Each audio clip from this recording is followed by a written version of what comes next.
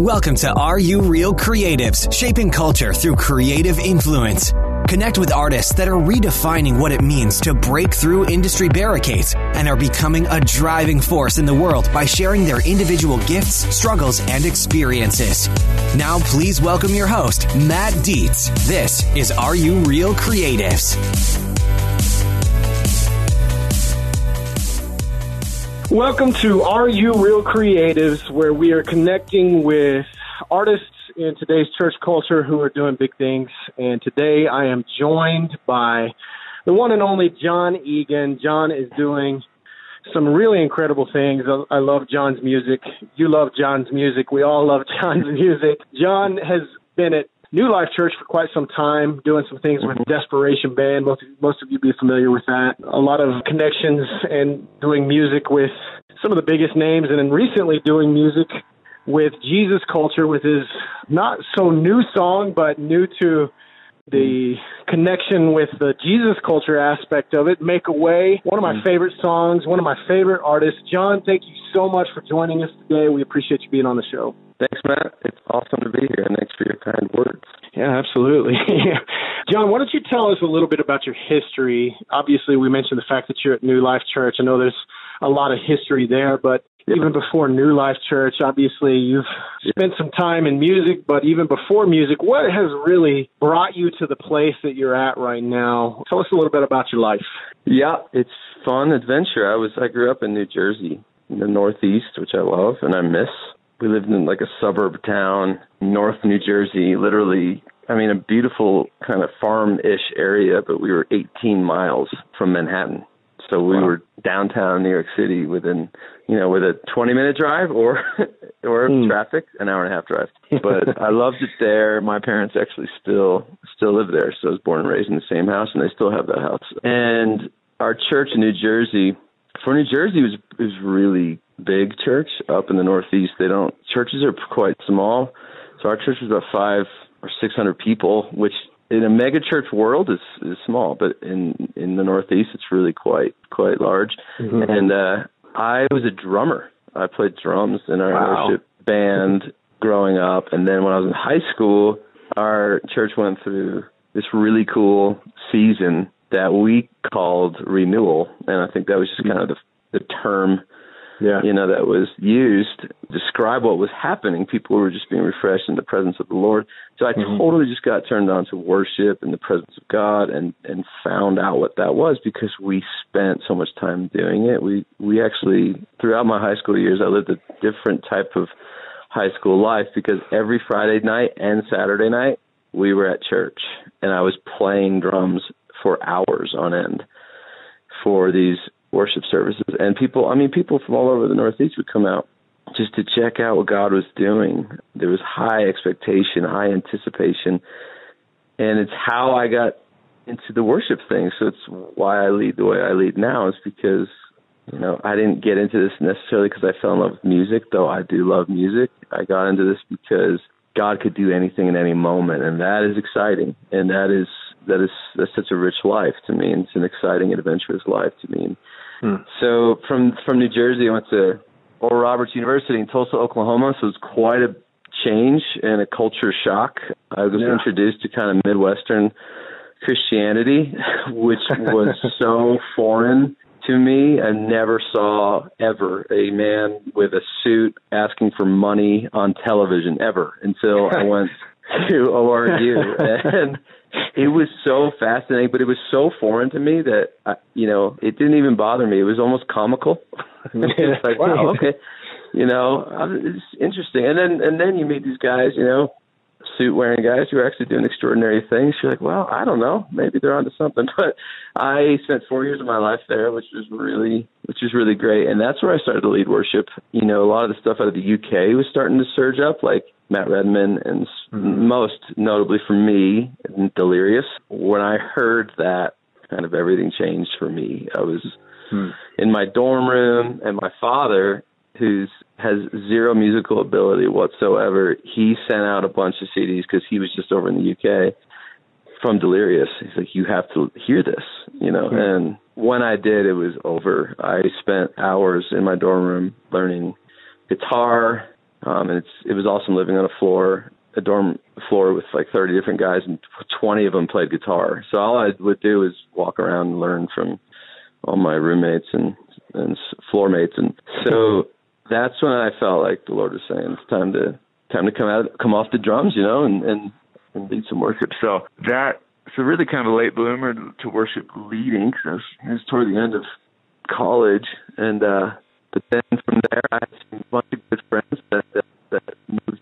They graduated and moved right back up to where they grew up here in Colorado Springs, and they were all part of New Life Church, and they were all just ready to graduate and come back and be a part of the church here. And so I come visited once, and this was quite a church, really amazing church, and I never really actually seen anything like it. And I was about to graduate, and one of my buddies called me and said, "Hey, we're looking for a youth worship leader.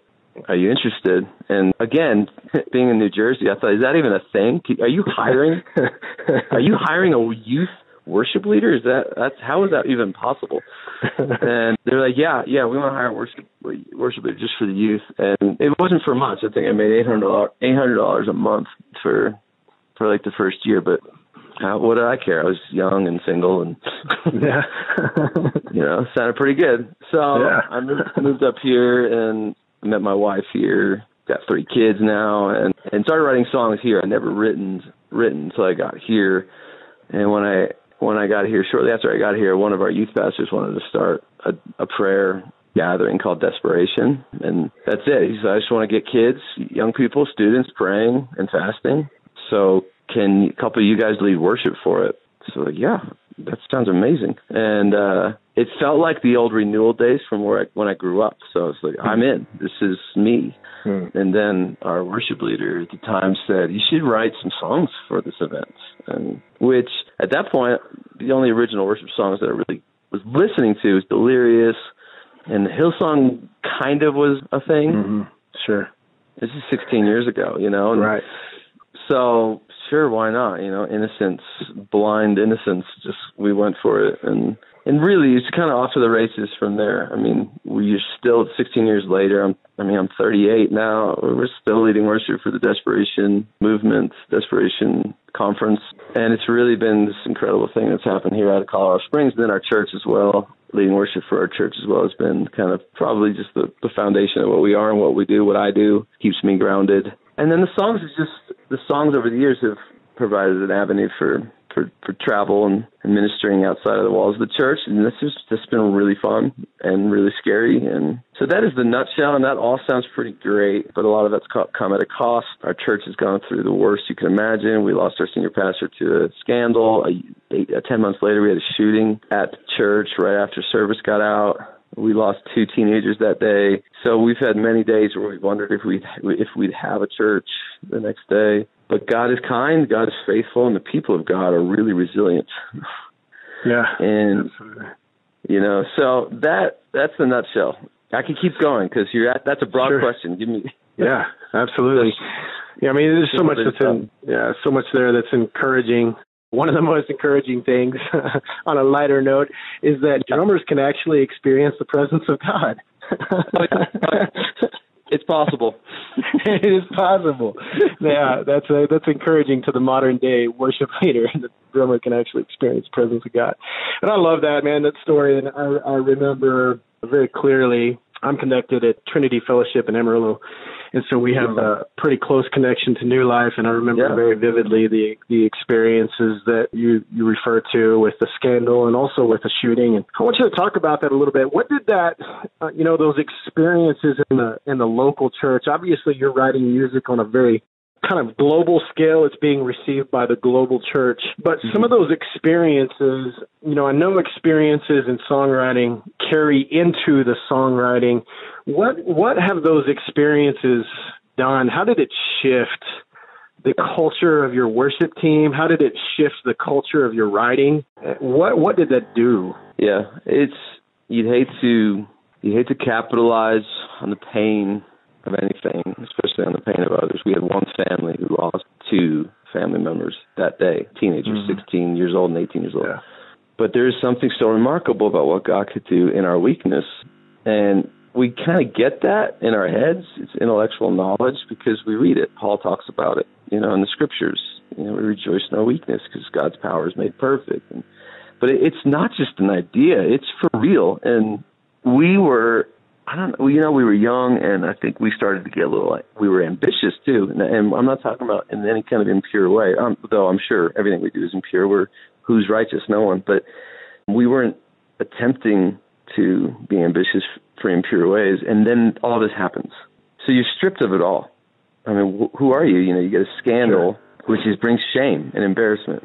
Who's going to trust you again? Who's going to care about any song you write again? 10 months later, kid comes on in church campus and opens fire. I mean, which is happening all too often. We see out there. And what do you add in? So you have shame, and then you add in fear because you have murder that happened. And then where do you go? I mean, as people who are kind of, hey, we feel called to write songs, we feel called to be a voice.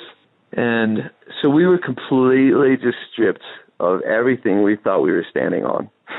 And how that has become a renewal of our salvation has been remarkable, because who are we to stand on anything but Jesus? Who are we to stand on? It's all sand, and this experience we looked around at our ship, and it had holes in it, right? And all of a sudden you can't stand on the top deck taking in the sun.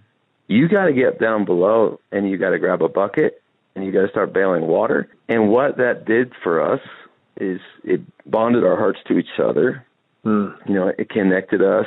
And when we were flat on our backs, it's like it's as God had this freedom to show His power, to show His provision, to show what He could do without so much of our help, without so much of our efforts. And so it's shaped us completely. So here we are. It's been 10 years since then, and it's just it's shaped everything. I mean, every song has a raw reality, a raw truth to it based on a lot of things that we've been through. It's our testimony. And, we had always written songs that we felt like our church would want to sing or needed to sing. And then we knew that the Lord possibly would use those songs outside of the church. But I don't know. I think in those days we just said, I don't know if outside the church exists right now to us. We're just trying to help out. And we wrote songs to give our people language, which is where the song Overcome came from. That was completely for our people, because one of our youth pastors was praying Revelation 12:11. We overcame by the blood of the Lamb, the word of our testimony. And I was at a prayer meeting as we're desperate for God to do something and save us. So I started singing that song, and it's still is a special song to our community. Sure. And the fact that it's done anything outside of this community really is just, you have to kind of laugh, It's like, wow. And God is just, He could do what He wants with who He wants. He could do what He wants through any situation. We have a different type of faith in what God could do. So it's shaped a lot of things, man. And I think the biggest thing is worship is most powerful when it comes at a cost. And because worship is that. The presence of God is full of pleasure, is full of mystery, but it's also full of cost. And only now in this life, if you think about it, in this time, in the pre-redeemed time of life and the pre-made perfect earth, and here we are now, only now can we offer God something through tears. Only now can we offer God something through fear. And when all is made right and every tear is wiped away, I don't know what things are going to be like with worship, but now I know that we could offer God something through the pain. And that has shaped our church's understanding of worship in a really cool way. And it's affected my view of worship in a really cool way. That's awesome. That reminds me of a quote. Bill Johnson talks about an experience that he had with his dad when his dad was on a hospital bed, and he gathered his family. Said, "This is the only time we're going to be able to thank God in this environment, or praise God in this environment. And I want to take this moment and this opportunity to praise Him in the midst of the pain, because once we get on the other side of glory, there's not going to be this pain, and there's not going to be the opportunity to offer Him this sacrifice of praise at that point in time." And how awesome is that? Yeah, that's incredible. That's amazing. So I love I love where you're coming from, and it's really evident to me that you're not just a worship artist, you're obviously a worship pastor, because some of the things that are coming out show the pastor's heart. And I would want to really kind of grab hold of something that I feel like's there, because you talked about how that experience stripped away the ambitions, or it stripped away the things that didn't need to be there. Obviously, not every worship artist, not every worshiper, not every human being on the face of the planet is going to be faced with some of the circumstances that your church was faced with. Yeah. And you have had people come into your process post-experience with the shooting and the scandal and that sort of thing. I know Corey Asbury joined you guys for a time. There were several artists that, people that continue to come into your midst. How do you, as a worship pastor, teach or relay the process of stripping away? Because we all have ambitions. Let's be honest. Let's be real. Yeah. We all have ambitions. It's a natural part of who we are. There's a natural man that still wants to pursue and get honor and glory and accolades and all of those things, and we all have ambitions. How do you, as a pastor now, with your experiences, teach those that are coming into your organization, your church, how to strip those ambitions away and really get down to the purity, the nuts and bolts of what worship's about? I know that song, you mentioned Matt Redman earlier, The Heart of Worship, that he wrote so many years ago. That's really when I think of the song that emulates that ideology, that it's not about the ambition, it's not about the accolades, it's about nothing but worship. How do you, as a pastor, get that through to your team as they come in to your culture? Yeah, I think when you have some significant wounds, it kind of gives you a bit of an authority to speak on what caused those wounds. When you have a limp, when you're really limping, like Jacob wrestled with God and then he limped, and then his brother took compassion on him and didn't kill him. I mean, our limp can save our life like it saved his. And so I think that you have a bit to stand on. So I think New Life in Colorado Springs has always been this kind of cool river. We don't want to be a reservoir. We just take in. We don't let out. I mean, a river takes in water and lets out water. And so a lot of worship leaders come in and out, and I think there's seasons for people to come and be healed, and seasons for people to come and get perspective on maybe the heart of worship. And I appreciate what you're saying, and we do our best to help that. But I think what we could speak to is only what we could speak to. You're right. I mean, bro, it's been happening for centuries. It's biblical. Back to Cain and Abel, the first ever guys who were offering God anything that we could read about. They were jealous, or Cain was jealous. Sure. And he got jealous of his brother and how God was embracing his offering and his worship. We do the same stuff now, and then Cain ends up killing his brother because of that jealousy. He couldn't get over it, and what do? I mean, we're just destroying each other in our own hearts, or we're doing it in passive-aggressive ways over social media. It's really sad, but history keeps repeating itself, and I think the best thing that we can do is just keep trying to course correct, because I think in some way most of us would agree that we are trying to approach God. We're trying to get closer to God. We're trying to partner with God for the kingdom. I think we'd all agree that we're trying to do those things, but we get off course. I mean, the spirit of the age is all about consumerism, and the spirit of the age says, give us the cool, sexy king, just like, again, I mean, it's all right there in Scripture. Israel had to have a king. Why? Because everyone else had a king. So here we are repeating it. We have to have the sexy worship leaders. Why? Because everyone else has the sexy singers. Or we continue to repeat that. So all we could do is call each other out, and with love. I mean, God is so ridiculously kind. He's so able to use us through all this stuff, which is so bizarre. I mean, even that story about Israel needed a king. So that wasn't God's plan, but he gave them one anyway, because that's what the people wanted in Saul. And Saul was a flawed guy, but also God blessed him. So God is just, I don't understand him. His grace and his love makes absolutely no sense, and he pours out love on us even when we're in the wrong. So he's doing that for us.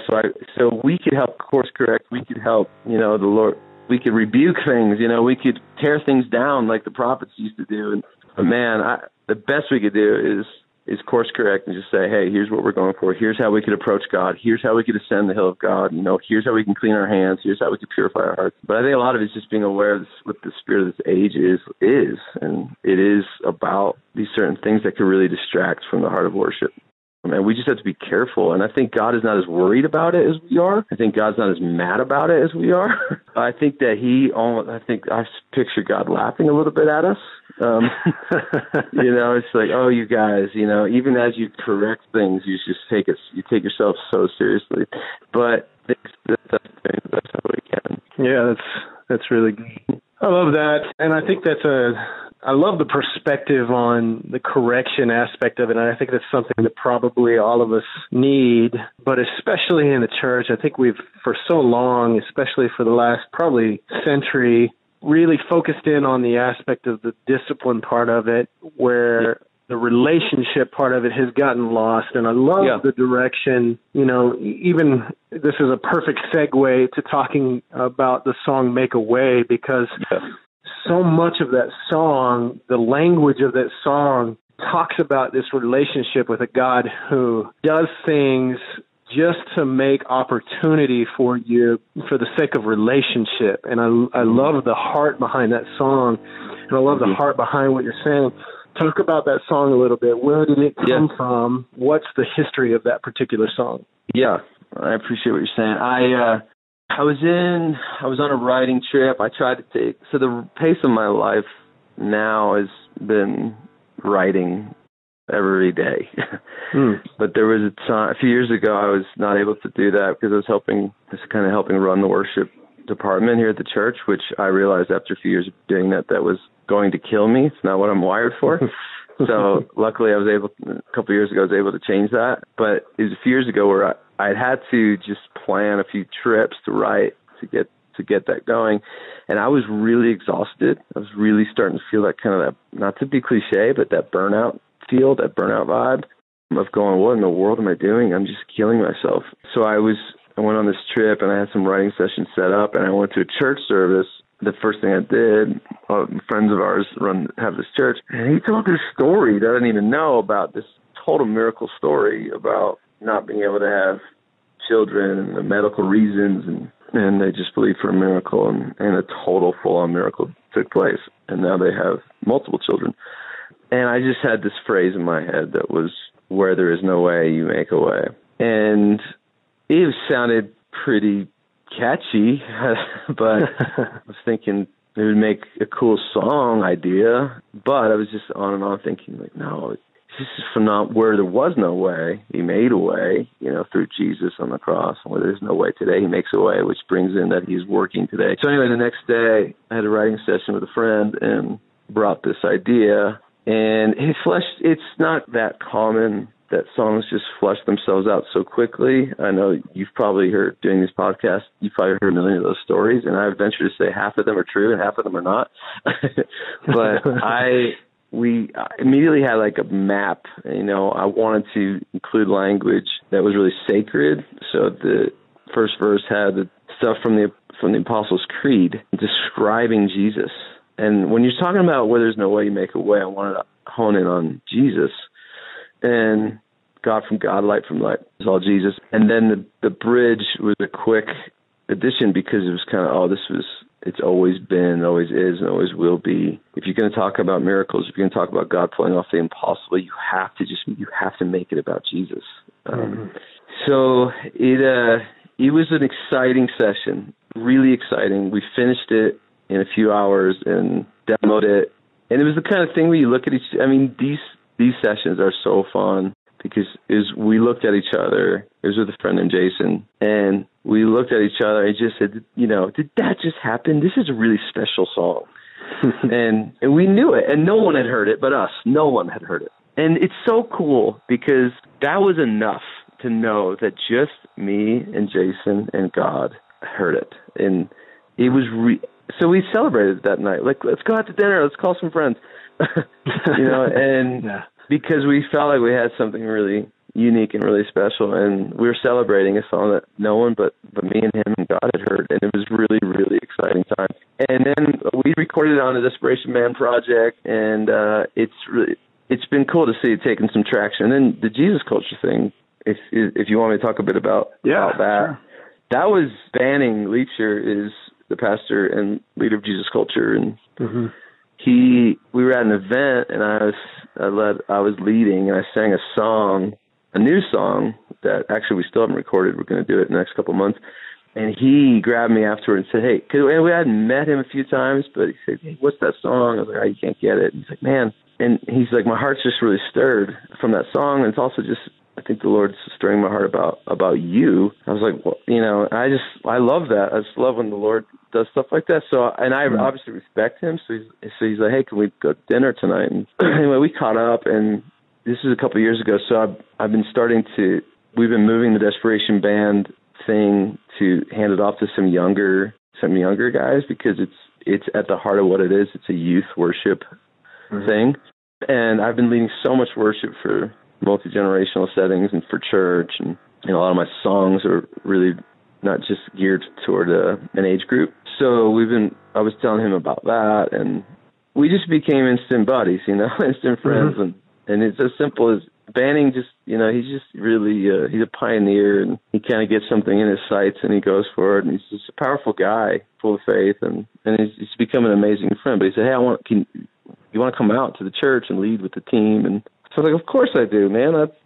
I love Jesus Culture. And I honestly didn't think anything would come of it. 2 weeks later, he called me and said, how about this for a date? And so a couple weeks later, I was there and leading with them, and they did a summer of worship, and we did Sunday morning services, and then Sunday night we did a whole big night of worship. And man, it was amazing. Just my heart was awakened to these guys and love for them. I got to know a bunch of those guys on the team and worship leaders that who they are, and they're really sweet people, and they're really innocent people. They're just good men and women of God. They just love God and doing their best to write some songs, doing their best to be passionate, and they're just, obviously the Lord just has breathed on what they do. And so anyway, one visit turned to two, which turned to three, which turned to, for some reason, you should just come to the recording and sing a song, and we don't know why. We're not, it's been this amazing laid-back relationship that I'm just grateful for, and we've never to this day talked anything official, really. Well, that's not completely true, but we haven't gotten too serious about anything official. So it's been a blast, but the main part of it is relationship, and that's the power of it, and it's a relationship that I have with those guys, especially Banning. He's just been a good friend and a good pastor, kind of an older brother. I love that. I love the fact that, in an age, because, worship over the course of the last decade or the last 2 decades has really evolved into something that is not a machine, but it's really become a business, and really the predominant force within Christian music, realistically. I mean, it's taking over. You have the Bethels and the Jesus Cultures and the Hillsongs that have really emerged as the top tiers of what Christian music, what really exploits Christian music at this point. And so much of it is about a business. It's just really good to hear a story that is about a relationship. And obviously at some point you have to, take care of the business aspect of it. But just to hear something that is beginning out of relationship is, I think, really good for our audience. I think it's really good for this generation to hear that didn't grow up in the church where music was different, it wasn't the monster that it is today. And I don't say that in a derogatory way, but in a very literal way. It's really become become bigger than the church almost. And you're right, and you should say these things, and you should talk about these things on your podcast, because it's important. I think I was able to come up being influenced by these guys that were fine leading worship for an arena full of people, or in a literal marketplace for people just walking by and they didn't care. I mean, I know these guys have done that, and there's an innocence that I was so influenced by, and I am really sad by a generation of people who've come up thinking the only way God uses you is by putting you on massive platforms, because that's not true. Right. And the only way God breathes on you or anoints you is by making people know you. And that's not true. It's just not, I mean, now anything, it would be wrong to say that anything famous is not God. God could be all over the things that are famous. But I'd venture to say he's not all over all of it that's famous. Sure. And I know that he's all over things that no one knows about. And I know that he's not all over things that no one knows about. What scares me now, and maybe it's because I'm in my late 30s and looking at what's the next 10 years of my life look like, I do feel this burden to somehow, some way help the culture so that a generation could come up without that mentality. That I want to be used by God, and the way he uses me is this one way, is the lights and all the stuff and the stage and being known, because it's so missing it, man. It's so missing it, and it's really sad. Yeah, I agree. The generation's missing it. I think there are pockets where it's not missing it, but I think in general, what you could say is that they definitely have a different concept of what the presence means, of what worship means, and what honestly a generation has fought for. I'm really well connected with a guy named Billy Foote who wrote. I just met him last week. Yeah, Billy is amazing. He and I get together on a regular basis. But guys like that, I told Billy a while back, I said, guys like you have fought so hard for things that now this generation doesn't even understand what you fought for within the church. How many battles you fought and eclipsed, obstacles that you constantly, every time you wrote a song or every time you did something, it wasn't the hymn. It wasn't, what had been being done for generations, and what you fought for is now what we take for granted.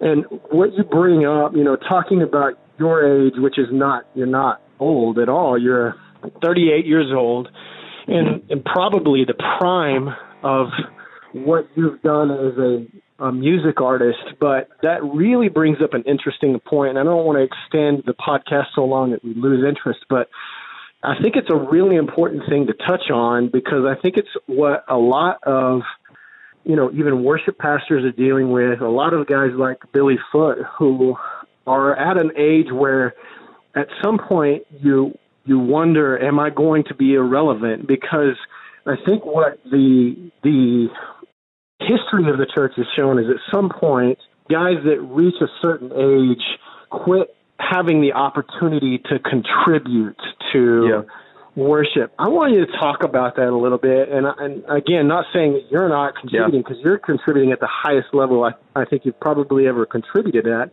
What do you say to the guy that's listening to this podcast at maybe 38, 40, or even 50 years old, 60 years old, that has a tremendous gift, that has contributed, but at some point they lost that connect point, or they got overlooked in the same respect that a lot of younger kids get overlooked because they're not old enough to contribute? What do you say to guys like that, and how do you handle walking into that season of your life? I would say just because they don't know they need you does not mean that they don't need you. Yeah. There's this woman that sings at our church. She's 50-something years old, and she came to me a couple of years ago, and the sweetest, humble heart, and just said, in all seriousness, just said, hey, if at any point you need me to not sing, just let me know. I love serving, but it's totally okay. She had this no offense. I wouldn't take any offense. And I was like, I said, Susan, what are you talking about? And she said, well, I'm 51 years old, and I was like, oh my goodness, and she was just so convinced that she had lost the ability to add. And because of the culture that she's living in, she didn't just make that up, and so I was like, Susan, I don't want to exploit the fact that you are 51, but I do want to exploit it, because I want you to sing because you're 51. Yeah. We need you. This is a multi-generational Psalm 95. Come, let us, all of us, worship the Lord. And I think that people, that are getting in their whatever ages, they might start feeling less needed. But I would just say, the culture might be confused, though. They may not know they need you, but they really need you. So just try to be strong. Billy Foots of the world, try to stay steady. You're not in it to be praised anyway, right? I mean, you've already realized that. So if you're going to be in it for the long haul, you're going to have to face some of this garbage. But where are the prophets? Where are the prophets that are shouting out in the wilderness? Where are the John the Baptists? Where are they? I think it's a lot of that generation that sees this thing might have gone a little bit wrong. So we need people to stand up and be the annoying older people to just say, no, this isn't right. And your involvement, Billy Foots of the world, your involvement is so incredibly crucial. And don't wait to feel invited. A younger generation won't know they need to invite you. Mm-hmm. Just come on in and tear things down so that we can rebuild them. Yeah, I agree. I don't know I can't remember if it's Lou Engle or somebody along those lines talks about the synergy of the ages and how there's a power that occurs when generations of people join each other. It wasn't specifically talking about in worship. I think he was talking about in prayer. But I think it relates to worship where when the synergy of each age joins, even generations past where they've gone on to glory and generations present that may be, fading, and then generations present that are at their prime and generations to come. He said he was talking about how there's a synergy that happens, and it's necessary for the church to operate in that synergy because it creates a power that cannot be seen unless it operates in tandem. And I love the concept behind that, and I feel like you're championing something, and I really appreciate what you're championing, even with the story of Susan. And I appreciate the fact that her name even came up in the conversation of our podcast because it really magnifies something that needs to be magnified. And I appreciate what you're doing. I appreciate your heart. I love your music. I'm a huge fan. I love what God is doing in and through you. And man, I just can't tell you how much I appreciate you taking the time today to come on the show and just let your voice be magnified, be heard, because what you carry, the wealth of what you carry needs to be heard, and it needs to be just grabbed onto by a generation, and not just a generation, but by a global church. This is the heart of what pastoring through worship really looks like. And so thank you so much, John, for joining us today, for coming on the show and taking your time out of your busy schedule to join the Are You Real podcast. Thank you, Matt. You're amazing. I appreciate what you're doing, and I appreciate your heart. So really, the honor is fully mine. So thank you. Yeah, man. How can people connect with you? Social media links, all of that kind of stuff. What's the best way for them to connect with you and what you're doing on a daily basis? So everything I do, everything is just John C. Egan, JONCEGAN is like my Twitter handle and Instagram, and 90% of the social media time that I spend is Instagram. It's just more fun. I've not figured out how to do Facebook. I just can't ever bring myself to learn it and to I have one and it just exists, but I'm not. So it'd be a fat chance to connect with me there. But Instagram is so great, and I've loved connecting with people all over the place through that. So that would be the best way. And and I'd love to connect with anybody, especially I've got a batch of new songs that we're going to record in the next couple months. And really, because it's been a couple of years since I've done some stuff on other projects, but to release a batch of songs. So this 2018 for me is going to be really exciting. And there's a fun anticipation and kind of, adventure. So I'd love to stay in touch with anybody. And if anybody wants to let me into their lives, I would just be honored. Very cool. So is that going to be is it a studio recording or is it a live recording? No, we're going to record live with dreaming about it still of exactly how to do it, but there's one of the plans is to do a few nights here at the church, but not necessarily doing a service but actually do like a few hundred people. I mean, New Life's big and I love it. I love it, but just get a few hundred people to all be on the same floor together, no stage, and track. Because a bunch of these songs can be really stripped down in a certain way, and then a few of them are just songs that I love to write, like big sweeping songs. But so I think we're going to do something like that to maybe even send the message of kind of what we've been talking about on this podcast. Like, let's record in a way that doesn't put put a band 4 feet above everybody else on top of the stage, and yeah, which is, whatever. Stages could be functional. We need to see we need to see who's leading. I get that, but yeah, so that's awesome. Yeah, very cool. Any specific flagship events that you have coming up that you want people to connect with, dates or anything like that you have coming? Inspiration Conference this summer, which is always an amazing time. I'm doing a conference called Bold in Kansas City this summer. Oh, it would be awesome to see people out there. Awesome. Doing some stuff. There's some stuff that happens at New Life, which is really cool. Leadership stuff, and that'd be really fun. I did a thing called Refuel Conference. I did it a few weeks ago. I don't know if I'm doing it again next year, though. They're flirting with that. They're just leading me on to think I'm coming back because I really want to go back. This event is really cool. Refuel. They do it every year in January. People should check that out. Fabulous. Yeah, stuff like that. Great.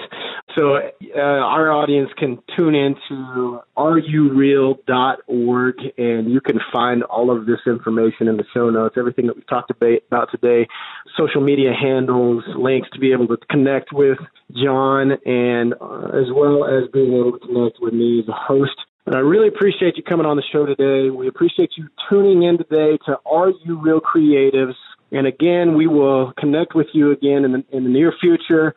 Be on the lookout. All of our shows, you can find them on the Are You Real podcast section and all of your favorite platforms for listening to podcasts, iTunes, Google Play, Spotify. Check us out, Are You Real? And stay tuned for the next episode. John, we appreciate you joining us today. Thank you. You bet. We'll talk to you later.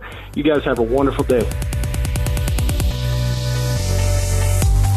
We appreciate you joining us for this episode of Are You Real Creatives? Your next step is to visit rureal.org for more resources and show notes based on today's episode, as well as to connect with your host on social media. We look forward to you joining us next time as we shape culture through creative influence right here on Are You Real Creatives?